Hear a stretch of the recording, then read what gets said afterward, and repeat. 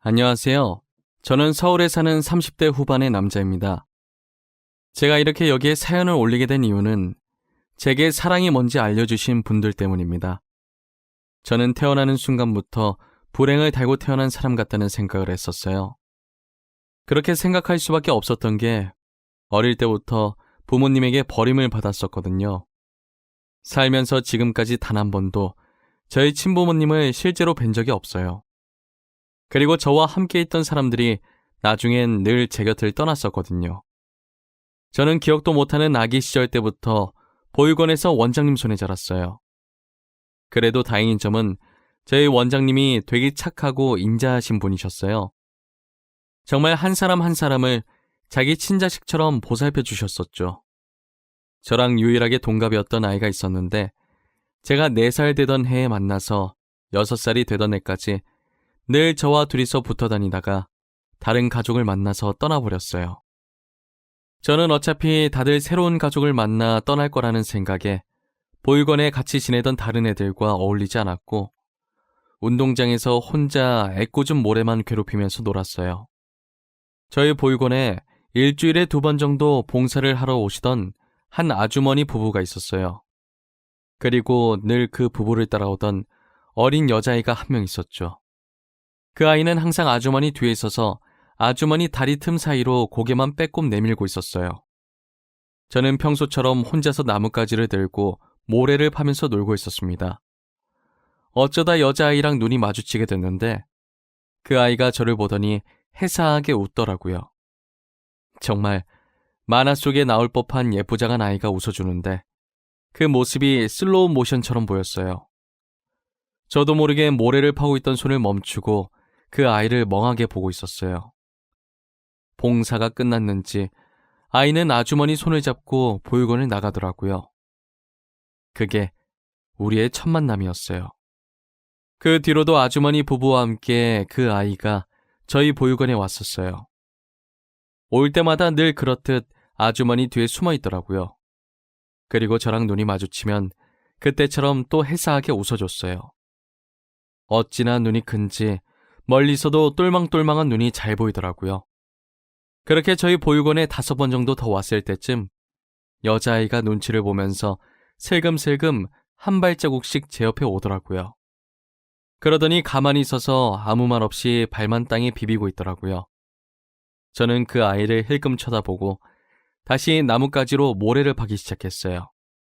여기서 혼자 뭐해? 우리 엄마가 만든 빵 진짜 맛있는데 너는 왜 안 먹어? 혹시 빵 싫어해? 우리 엄마가 그러는데 편식하면 안 된대. 빵 안 싫어해. 그냥 입맛이 없어서. 혼자 먹으면 맛없거든. 넌 부모님이랑 같이 먹을 수 있으니까 내 마음 모르지? 아, 여기는 그런 곳이었지. 참. 내가 실수했다면 미안해. 근데 너는 왜 올 때마다 맨날 여기서 혼자 이렇게 있는 거야? 애들이랑 공놀이 안 해? 친구가 없어서. 그리고 나 뛰어다니는 거 싫어해. 옷도 더러워지고 땀도 흐르잖아. 너도 친구 없어? 나도 친구 없는데. 너 나랑 친구할래? 우리 친구하자. 내가 맨날 놀러 올게. 너는 왜 친구가 없는데? 너 혹시 왕따야? 유치원에서 친구들이 너 괴롭혀? 아니, 나 여기가 좀 많이 아파서 유치원에 못 갔어. 그래서 친구 없어. 그러니까 너가 나랑 친구해줘야 돼. 내 이름은 진유정이야. 여자아이는 자신의 가슴 쪽을 손가락으로 가리키면서 말을 하더라고요. 알고 보니 여자아이는 태어날 때부터 심장이 조금 안 좋았었어요. 그래서 남들이 다 가는 유치원에도 못 가고 매번 이렇게 아주머니를 따라다닌 것이죠. 저는 그날 이후로 그 여자아이와 친구가 되었습니다. 아주머니도 올 때마다 딸과 놀아줘서 고맙다면서 저를 많이 챙겨주셨어요. 그 여자아이는 보육원에 오면 양손에 빵을 쥐고 바지주머니 양쪽엔 조그만 우유를 넣어서 해맑게 웃으면서 제게 달려와서 빵과 우유를 나눠주고 옆에서 같이 먹었어요. 그리곤 지금은 빵 맛이 어떠냐고, 맛있냐고 물어봐 주었죠. 아마도 혼자 먹으면 맛없다는 제 말을 계속 신경 쓰고 있었나 봐요. 제가 맛있다고 이제 안 물어봐도 된다고 해도 꼭 한 번씩 저렇게 물어봐 줬어요. 그렇게 1년이 흘러서 그 아이와 저는 초등학교에 들어갈 나이가 되었고, 아주머니가 학교에 부탁을 해서 저와 그 아이는 같은 반이 되었습니다. 선생님들은 그 뒤로 따로 부탁을 하지 않았는데도 매년 저와 그 아이를 같은 반으로 붙여주셨어요. 덕분에 저희 둘은 초등학생 내내 떨어져 있었던 적이 없었어요. 그리고 중학생이 되던 해에 그 여자아이가 어디론가 사라진 거예요. 동네 사람들 말을 들어보면 심장이 갑자기 안 좋아져서 급하게 수술을 하러 서울에 있는 대학병원에 갔다고 하더라고요. 수술만 받고 다시 돌아올 줄 알았는데 아예 이사를 간 것 같았어요. 그래서 저는 그 뒤로 그 아이의 소식을 들을 수가 없었죠. 그 아이가 사라진 뒤로 저는 중학생 시절 내내 고아라는 이유로 늘 혼자였어요. 제가 고등학생이 되었을 때 사춘기가 왔고 반항심이라고 해야 할지 이상한 오기가 생겨서 그 아이를 찾아보려고 무작정 서울까지 올라갔어요. 일단 학교는 서울에서 다니기로 했지만 앞으로가 막막하더라고요. 무턱대고 온 것도 있고 애초에 제가 가진 게 하나도 없었거든요. 저는 먹고 자는 것을 해결하기 위해 학생이라는 걸 숨기고 알바를 했어요. 당일 지급해주는 알바를 하면서 찜질방 생활을 시작했었죠. 바쁘게 살다 보니 그 아이를 찾을 시간 없더라고요. 만약에 제가 돈이 있었더라도 그 아이에 대해 아는 거라곤 이름뿐이라 찾기가 힘들었죠. 얼굴이 어떻게 바뀌었는지도 몰라서 정말 눈앞이 깜깜했어요. 그래도 불행 중 다행인 게 그 아이의 이름이 특이해서 쉽게 찾을 수 있을 것 같다는 생각도 했어요. 학교를 다니기 시작하자 바뀐 분위기에 정말 적응이 안 되더라고요. 제가 말하긴 민망하지만 중학생 때까진 얼굴에 여드름이 덕지덕지 났었는데 고등학교 들어가면서 여드름도 들어가고 알바하면서 살도 빠져서 얼굴이 점점 잘생겨지더라고요. 잘생겨져서 그런지 그렇게 노력해도 안 생기던 친구들이 아무것도 안 해도 알아서 생기더라고요. 하지만 저는 이미 혼자 지내는 생활이 익숙해져서 오히려 좋다고 들러붙는 친구들이 불편했어요. 그리고 제가 평일 주말 가리지 않고 알바를 하다 보니 잠을 잘 시간이 적었었죠. 그러면 안 됐지만 피곤함에 학교 수업 시간에는 늘 잠만 자게 됐죠. 저는 평소처럼 베개 삼아 책을 쌓아놓고 자고 있었어요. 수업 종료 종이 울리자마자 교실 앞문이 열리더니 담임 선생님이 들어오셨어요. 그 뒤로 한 여학생이 담임 선생님을 뒤따라 들어오더라고요. 저희 반이 다른 반에 비해 여학생 수가 상당히 적었거든요. 그래서인지 담임 선생님이 여학생이 전학 왔다고 하자 남자애들이 난리가 났더라고요. 저는 여자든 남자든 관심이 없어서 아랑곳하지 않고 계속 자고 있었어요. 그랬더니 선생님이 제 이름을 부르면서 일어나라고 하셔서 인상을 찌푸리면서 일어났죠. 일어나서 앞을 봤는데 전학생이 저를 빤히 쳐다보더라고요. 그리고 그 전학생이 자기소개를 하는데 저는 놀랄 수밖에 없었어요. 제가 찾고 있던 그 아이랑 이름이 똑같더라고요. 안녕? 나는 진유정이고 땡땡여고 다니다가 여기로 전학 왔어. 아직은 많이 어색하겠지만 앞으로 사이좋게 지내보자. 잘 부탁해. 와, 이쁘다. 이름도 이쁘다. 친하게 지내자. 내 옆에 앉을래? 겁먹겠다. 질문은 천천히 하나씩만 이놈들아. 그리고 류정이는 남는 자리가... 정훈이 옆자리 비었네. 저기 가서 앉으면 되겠다. 빈자리가 제 옆자리밖에 없어서 그 아이는 제 옆에 앉았어요. 교탁에서 제 옆으로 올 때까지 그 아이의 얼굴을 빤히 쳐다봤어요. 아무리 봐도 옛날 얼굴이 전혀 보이지 않았어요. 그 아이는 제 시선이 민망했는지 가방을 책상 옆에 걸면서 민망하게 웃더라고요. 뭐야? 혹시 너 나한테 반했어? 아까부터 왜 계속 내 얼굴을 쳐다봐? 아님 내 얼굴에 뭐 묻었나? 너 혹시 나 알지 않아? 나 너 어디서 본 것 같은데? 아니야? 너 땡땡 초등학교 몰라? 한 번만 물어봐. 알아. 너 안다고. 너를 어떻게 잊어? 우리가 같이 보낸 세월이 얼만데. 나, 너 얼굴 보자마자 알아봤어. 너 맞지? 하, 내가 널 얼마나 찾아다녔는지 알아? 너 진짜 보고 싶었단 말이야. 지금도 너 찾으러 서울까지 왔어. 그동안 어디서 뭐 했어? 그땐 말없이 가서 미안해. 나도 갑자기 상태가 안 좋아져서 너한테 말하고 갈 정신이 아니었어. 우리 부모님도 맨날 너 얘기했어. 너한테 얘기하고 갈 걸 그랬다고. 그래도 이렇게 다시 만나서 다행이다, 진짜. 어떻게 여기서 딱 만나지? 내가 진짜 서울 올라오길 잘한 것 같아. 아주머니랑 아저씨는 잘 계시지? 저희는 수업 시작 종이 울려서 간단하게 안부 인사만 하고 수업을 들었어요.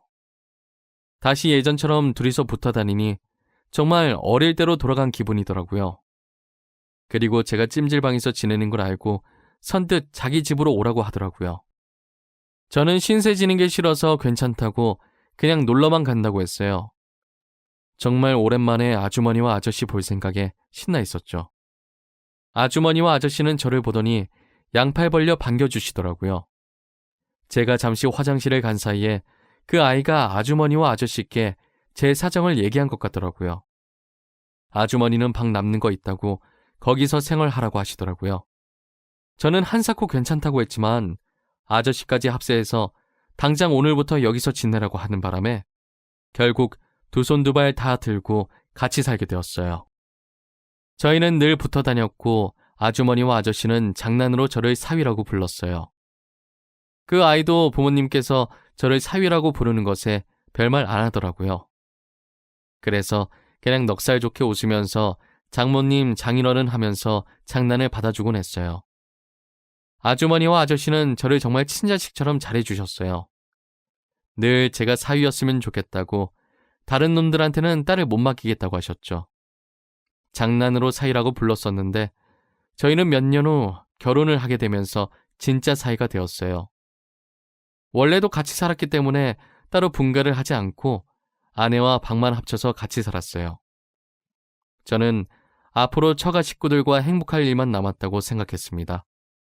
하지만 제가 진짜 불행을 달고 태어난 것인지 결혼하고 얼마 지나지 않아 장인어른께서 교통사고로 세상을 떠나셨어요. 당시 비서는 살았었는데 차 뒤쪽에 손상이 심해서 장인어른만 크게 다치셨더라고요. 결국 병원으로 이송 도중에 출혈이 너무 심해서 세상을 떠나시고 말았어요. 저와 아내는 제정신이 아니었고 그나마 정신을 붙잡고 계시던 건 장모님이셨어요. 장인어른 영정사진을 들고 하염없이 울고 있는 저희에게 장모님은 정신 차리라고 말씀하셨죠.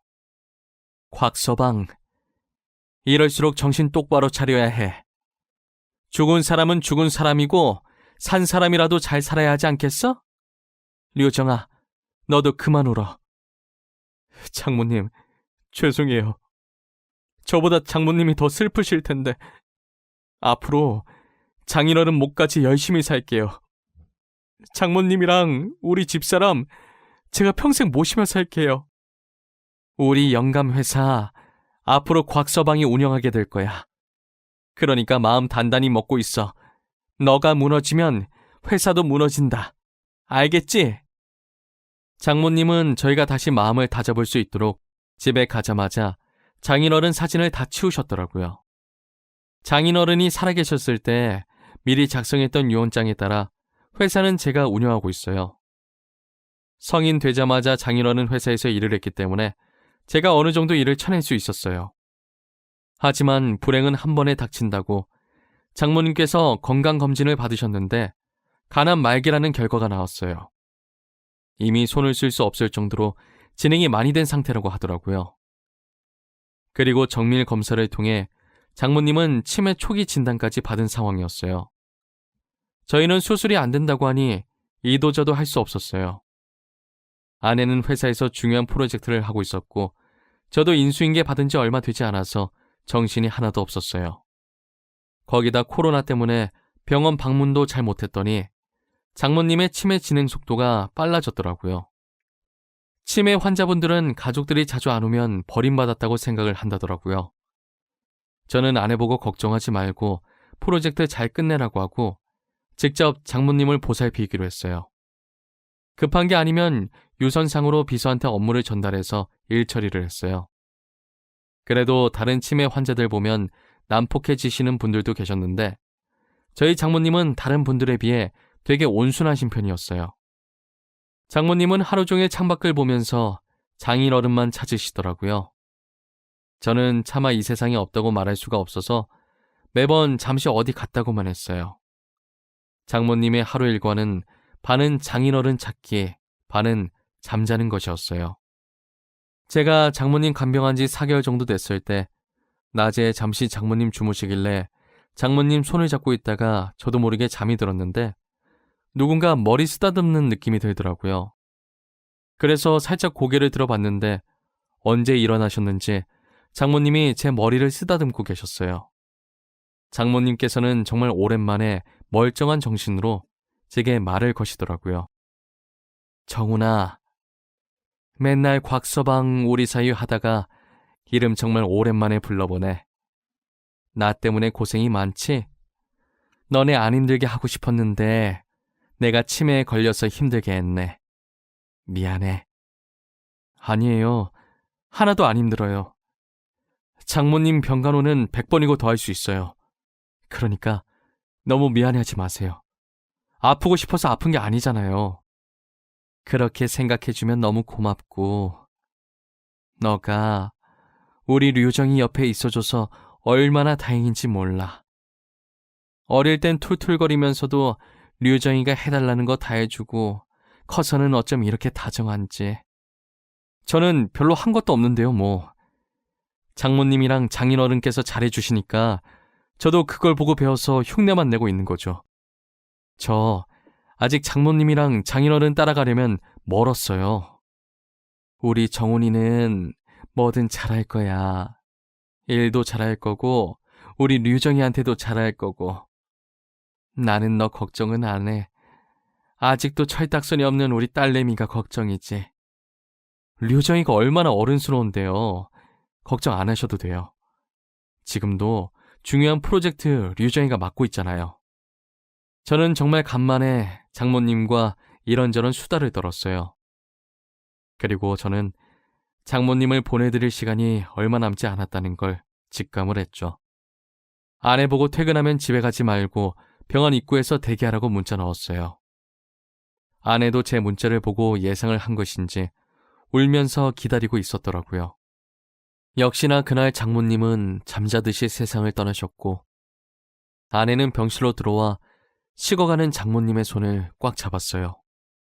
의사는 아직 환자분 귀가 열려 있으니 마지막으로 하실 말씀이 있으면 하라고 하더라고요.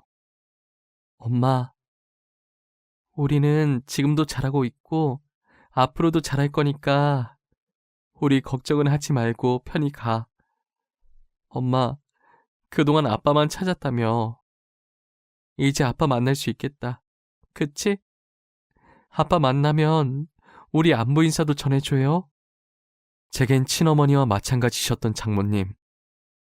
그동안 저 많이 아껴주시고 이뻐해 주셔서 감사해요.